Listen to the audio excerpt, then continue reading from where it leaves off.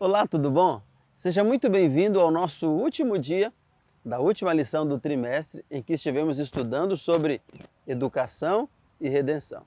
Bom, na última lição desse trimestre, nós aprendemos um pouco sobre as recompensas, a nova terra e como isso se relaciona com a educação. Eu gostaria de convidá-lo para lermos o texto de Coríntios, é o verso para memorizar, está lá em 1 Coríntios capítulo 2 e o verso 9, e diz assim: nem olhos viram, nem ouvidos ouviram, nem jamais penetrou no coração humano o que Deus tem preparado para aqueles que o amam.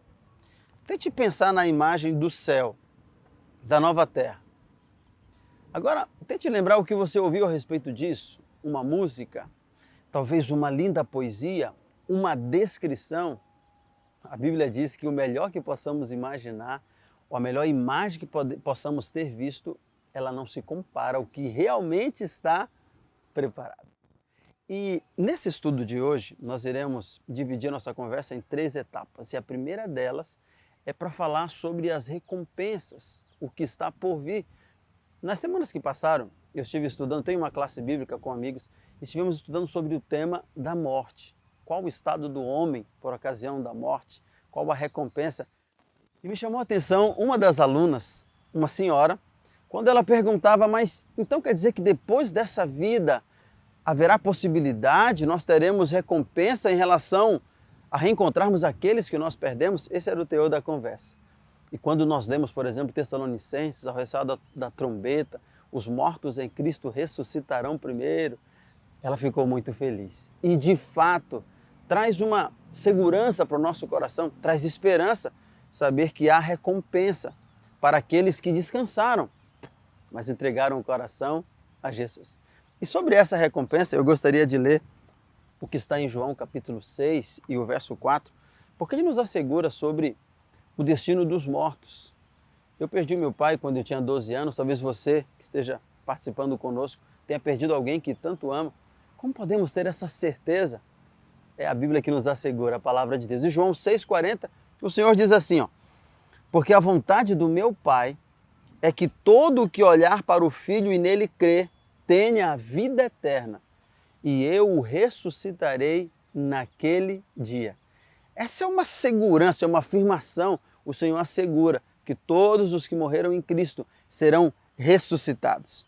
Um outro aspecto muito importante é em relação à recompensa celestial e o que nós viveremos ali, no contexto da eternidade. Mas é interessante que, em todas as perspectivas, a eternidade será uma grande bênção. Por quê? Porque a eternidade representa a ausência do pecado, a ausência do mal. No texto de Apocalipse 21, e eu quero ler apenas 2 desse conjunto de versos, nós temos a afirmação, nós temos a certeza, nós temos uma declaração daquilo que o Senhor nos promete. Olha o que diz Apocalipse, vou ler o capítulo 21, apenas versos 4 e 5. E Deus limpará dos seus olhos toda lágrima, e não haverá mais morte, nem pranto, nem dor, porque as primeiras coisas passaram. E o que estava sentado no trono disse: escreve, porque essas palavras são fiéis e verdadeiras, e assim façam nova todas as coisas. É Deus que nos assegura que a eternidade é real e certamente uma recompensa para aqueles que aceitaram a Jesus.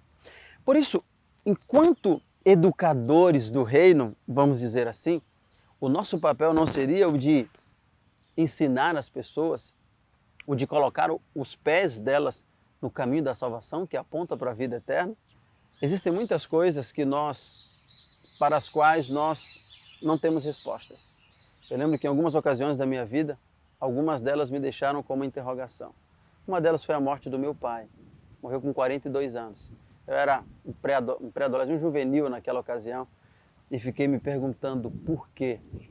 Eu sei que a eternidade vai me revelar os porquês. E como minha filha que pergunta muitas coisas hoje, para as quais ela não vai compreender as respostas, eu sei que Deus também tem todas as respostas, que embora eu não compreenda agora, na eternidade me serão esclarecidas. E eu gostaria de ler um texto em que Paulo, falando aos Coríntios, ele apresenta essa certeza, e ele diz assim, 1 aos Coríntios capítulo 13, verso 12, agora, pois, vemos apenas um reflexo obscuro, como por um espelho, mas um dia veremos face a face. Agora conheço em parte, então conhecerei plenamente, na mesma forma como serei conhecido. Precisamos confiar que algumas respostas que nós não temos, ou que a Bíblia não revelou, nós encontraremos na eternidade. Precisamos apenas seguir firmes, confiantes. E o último aspecto que eu gostaria de considerar na nossa conversa hoje é em relação ao maior professor, o maior mestre que o mundo já viu, e esse de fato é Jesus.